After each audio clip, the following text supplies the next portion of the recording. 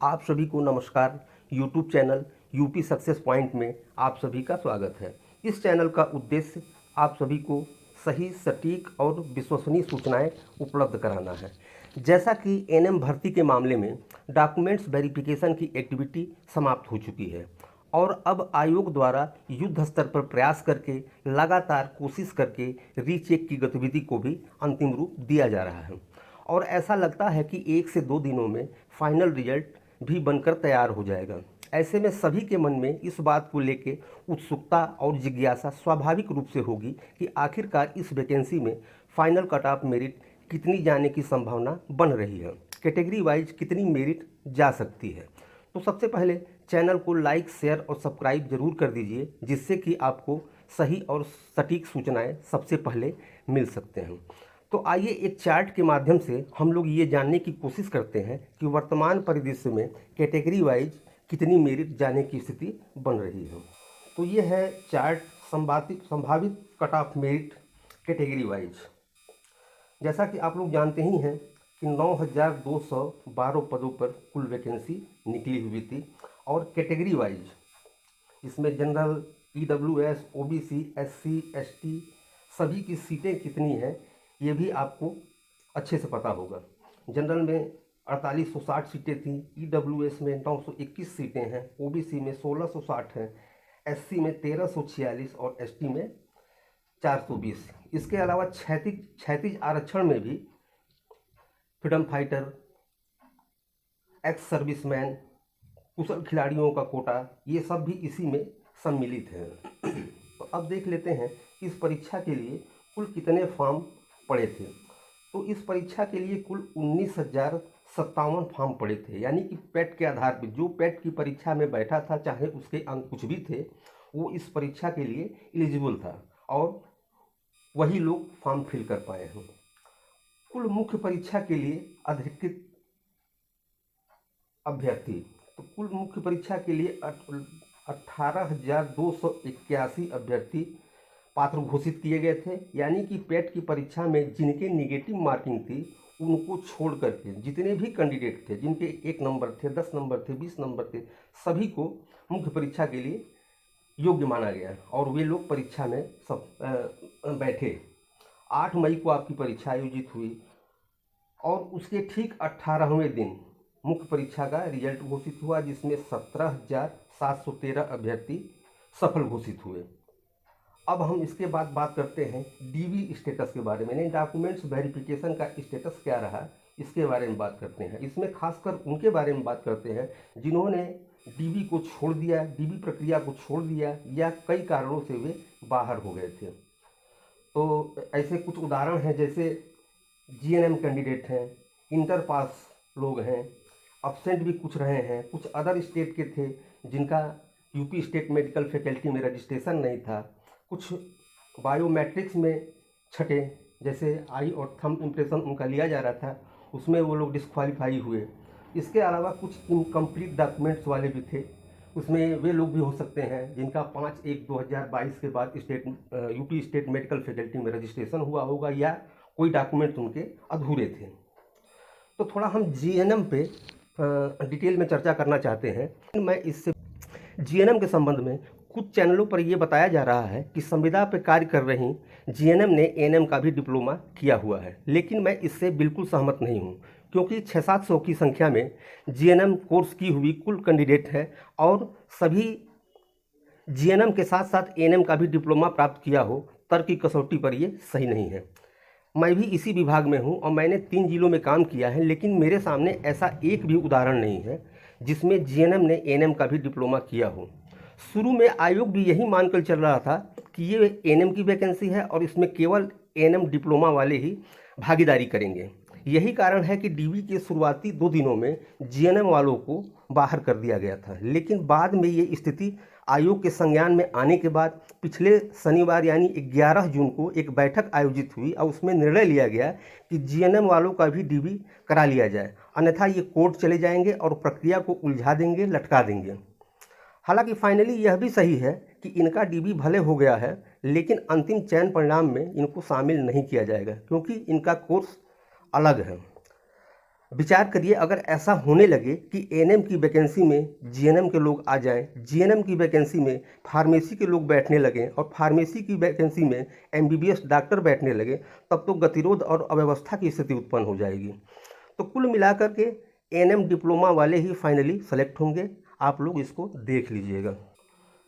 जहाँ डीबी हो रहा था वहाँ हमारे कुछ सहपाठी लोग भी थे। कुल 47 मेज वहाँ बने हुए थे और कम से कम 5-6 हमारे सहपाठी थे जिन्होंने बताया कि 2 से 3 कैंडिडेट प्रतिदिन प्रतिपाली अब्सेंट रहते थे और इस तरह 47 कुल थी। 47 और दोनों पाली को मिला दिया जाए तो 100 यानी 94।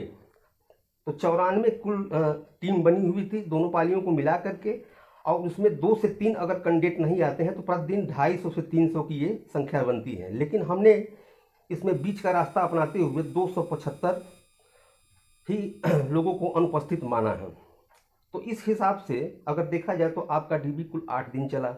275 गुणे 8 बराबर 2200। ये लगभग में है, ये संख्या जो है लगभग में है। हो सकता है किसी दिन 2 हो, किसी दिन 4 भी हो गए हों, तो लगभग में हम मान के चल रहे हैं इसको। तो लगभग 2200 लोग ऐसे थे जो प्रतिदिन उपरोक्त में से किसी न किसी कारण से क्रिया में भागीदार नहीं थे। उसके बाद हम देख लेते हैं 1 नंबर से लेकर 10 नंबर पाने वाले अभ्यर्थी। ज़्यादातर अभ्यर्थी डीबी नहीं कराए। ये जब मैं ज़्यादातर की बात कर रहा हूँ, इसका मतलब ये नहीं है कि कोई नहीं गया था, कुछ लोग गए होंगे, लेकिन ज़्यादातर ये लोग पहले से ही मान के बैठे हुए थे कि हम प्रक्रिया से लगभग बाहर हैं और निराशावश वे लोग डीबी में नहीं गए। लेकिन वहाँ फिर उसके बाद देखते हैं 11 से 20 अंक वाले अभ्यर्थी। इसमें संविदा वालों को छोड़कर इसमें भी ज़्यादातर लोग नहीं गए। तो ऐसे लोगों की संख्या लगभग 2500 के आसपास थी। तो ये टोटल अगर संख्या जोड़ दी जाए, 2200 ये हो गया, 1600 ये हो गया और 2500 ये हो गया, तो कुल लगभग डीबी नहीं कराने या किन्हीं कारणों से बाहर कर दिए गए कैंडिडेट की संख्या आपकी लगभग 6300 हो जाती है। तो अब डीबी में सफल होने वाले अभ्यर्थी तो कुल डीबी के लिए बुलाए गए थे 17,713, उसमें से 63 तो निकाल दीजिए तो 11,413 अभ्यर्थी। और इसको हम जो है इसको हम राउंड फिगर में लेके 11,500 मान लेते हैं। तो यानी 11,500 ही अभ्यर्थी ऐसे हैं जिनका डीबी 100% सक्सेसफुल रहा। इसके बाद हम ये देख लेते हैं 24-25 दिन पहले की एक सर्वे रिपोर्ट जो रिवाइज आंसर की जारी होने के बाद मेरे द्वारा बनाया गया था। उसमें हमने बताया भी था, समझाया भी था, और ये आंकड़े हमारे जो है 1635 अभ्यर्थियों के सर्वे के आधार पर आधारित था। उसके अनुसार अंकों के प्रतिशत के आधार पर अभ्यर्थियों का प्रदर्शन निम्नवत है। तो सबसे पहले हम ऊपर से नीचे यानी कि मैक्सिमम से मिनिमम की तरफ हम आ रहे हैं। तो 60 अंक से अधिक पाने वाले अभ्यर्थी 1635 में 12% थे। अब हम जो है 11,500 अभ्यर्थियों से मल्टीप्लाई करते हैं तो ये संख्या 1380 आती है। यानी कि 60 नंबर से अधिक अंक पाने वाले अभ्यर्थियों की संख्या 1380 है। ऐसे ही 51 से 60 के बीच अंक वाले वो 18% थे, उनका रेशियो निकल रहा है आपका 2070। उसी तरह 41 से 50 अंक पाने वाले कुल 29% अभ्यर्थी थे, उनका मल्टीप्लिकेशन के बाद निकल रहा है संख्या 3335। और फिर अंत में 30 से 40 के बीच अंक पाने वाले 21% लोग हैं। तो इस तरह ये पूरी संख्याओं को अगर हम मिला देते हैं, 1380 को, 2070 को, 3335 को और 2415 को, तो ये टोटल संख्या आपकी 9200 आती है। और सीटों की संख्या कितनी है? 9212। लेकिन ये ध्यान रखिएगा कि एसटी की सीटें, फ्रीडम फाइटर और एक्स सर्विसमैन की कुछ सीटें निश्चित रूप से खाली रह जाएंगी, इसमें कोई संशय नहीं है। तो इसलिए हमने 212 उसको मान लिया जो खाली रह जाएंगी। तो यानी आपका फाइनल रिजल्ट 9200 सीटों के ही आसपास आने वाला है। अब हम इस आधार पे, अब उपरोक्त परिस्थितियों के आधार पर कैटेगरी वाइज संभावित कट ऑफ मेरिट का स्टेटस कुछ इस प्रकार रहेगा। अगर जनरल की हम बात करें तो जनरल में जो 38 नंबर से 42 नंबर तक पाए हुए हैं वे 100% सुरक्षित जोन में हैं। लेकिन आप लोग कट ऑफ में 2 नंबर प्लस माइनस की स्थिति हमेशा रखिएगा। यानी कि 38, ये 38 है तो 2 नंबर माइनस हो जाएगा, 36 भी हो सकता है या 44 भी जा सकती है। तो यानी 38 से लेकर 42 के बीच ही आपकी मेरिट रहने की संभावना बन रही है। इसी तरह हम EWS की बात करें तो EWS में कुल 1200-1300 फॉर्म ही पड़े थे। 1200-1300 लोगों ने ही अपना सर्टिफिकेट लगाया था EWS का, तो उसमें 921 लोगों का होना है। तो यहाँ मेरिट की जो स्टेटस बन रही है वो 34 से लेकर 38 के बीच, और ये प्लस माइनस की संख्या को हमेशा दिमाग में रखिएगा, 2 नंबर इधर उधर हो सकता है। इसी तरह हम OBC की बात करें तो OBC की कट ऑफ मेरिट 37 से लेकर के 41 अंकों के बीच जाने की प्रबल संभावना है। और ऐसे ही SC की अगर बात करें तो 30 से लेकर 34 के बीच मेरिट रहने की स्थिति बन रही है। और ST कैंडिडेट की बात करें तो ST में जितने लोग बैठे हैं ये सभी हो जाएंगे और कुछ सीटें शायद खाली भी रह जाएंगी, ये स्टेटस है इनका। तो इस मेरिट में हमने संविदा NM का वेटेज भी शामिल किया हुआ है। तो संविदा की NM है उनका वेटेज इसमें सम्मिलित है, इसके आधार पर ये आंकड़े हैं। क्षैतिज आरक्षण में फ्रीडम फाइटर, भूतपूर्व सैनिक, कुशल खिलाड़ियों की कट ऑफ उपरोक्त की तुलना में 3 से 4 अंक, यानी कि इस कैटेगरी के जो लोग हैं इनकी मेरिट जो ऊपर हमने मेरिट दिखाई है उससे 3 से 4 अंक कम रहने की स्थिति है। तो ये है आपका कट ऑफ मेरिट की स्थिति। ये रही मिली, ये तो मैं नहीं कह सकता कि 100% यही मेरिट लिस्ट रहने वाली है, लेकिन इतना निश्चित है कि इसी के आसपास 1-2 नंबर इधर उधर मेरिट रहने वाली है, इसमें कोई संशय वाली बात नहीं है। जिनके मार्क्स इतने हैं या इससे थोड़े अधिक हैं वे 100% सुरक्षित हैं और उनका निश्चित रूप से सिलेक्शन होना है।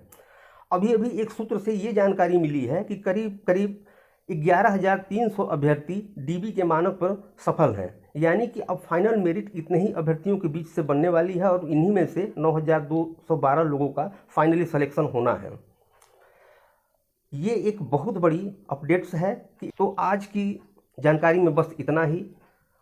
बहुत बहुत शुभकामनाओं के साथ आप सभी को नमस्कार।